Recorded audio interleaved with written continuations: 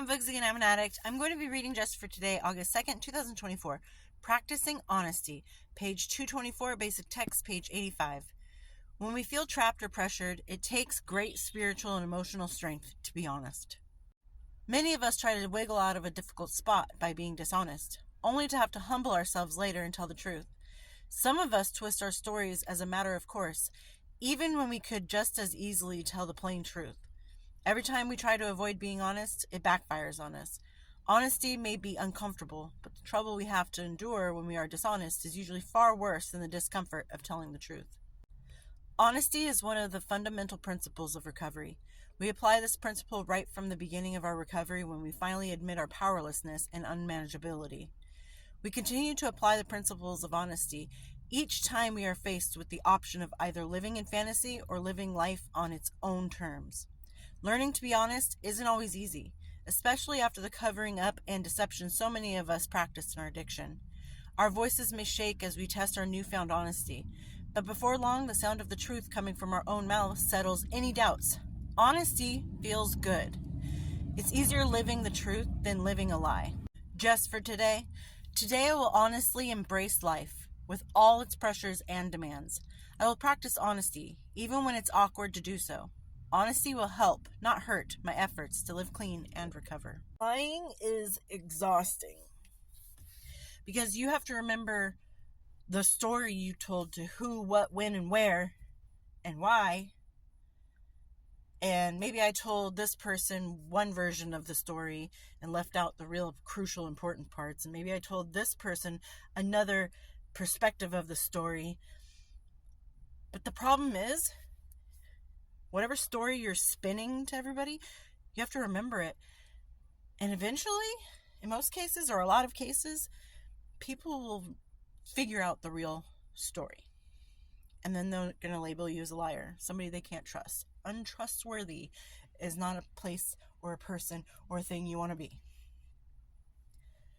And I think that it shows a lot of character when you can humble oneself and say, you know what, I messed up. Or, yeah, that happened. Even if it hurts to admit that you made a mistake. The fact that you can admit it shows a lot of maturity. Because you're telling somebody, I recognize that I made a mistake.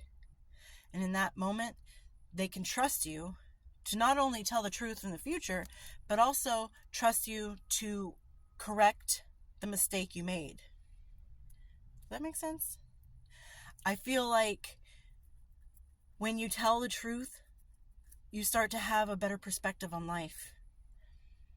Because when you're living in a lie and constantly have to make up stories and embellish, you start to find yourself in depression because when the truth comes out, the truth you already knew, but when the truth comes out, now you're kind of depressed because people are kind of distancing themselves from you because I can't trust her. He never tells the truth.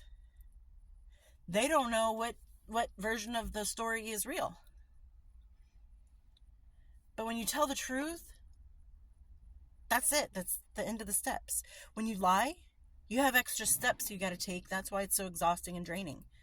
I've got to remember what I told you, how I told you, and then I've got to figure out a story as to how that makes sense that the story happened this way.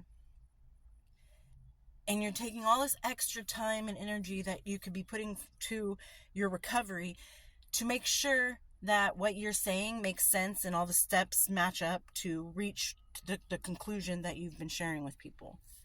Does that make sense? It's extra time that you don't need to put forth into the universe. You just say, yeah, I messed up. I apologize. I won't do it again, or I'll do my best to avoid doing it again.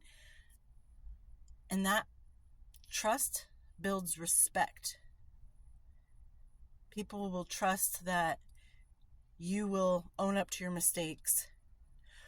Or the next time somebody asks you an important question, they know that the answer coming out of your mouth isn't a fantasy. Or they know that whatever you say happened. If they went to verify it, they would find truth. They will find evidence that what you're saying is real life. It's a reality. So don't lie to yourself. We lied to ourselves so long and so much in our addiction. I'm okay. I got this under control. No, I'm good. I'm not using anything. Yeah, you lied to yourself, to everybody else. And now that we fought our way out of addiction into sobriety and recovery, why would you want to go backwards? Being humble is a very good characteristic of a person. Being able to go, I messed up. I'm sorry. That shows such growth and maturity. And it speaks volumes of how far you have come from your addiction. So be truthful to yourself. Be truthful to the people around you. And it's kind of a need-to-know basis. You don't have to go around telling everybody what happened. But the people involved that it concerns, of course, share with them what happened and explain to them how you're going to fix it. And I hope everyone's doing well out there, and I'll talk to you later. Bye.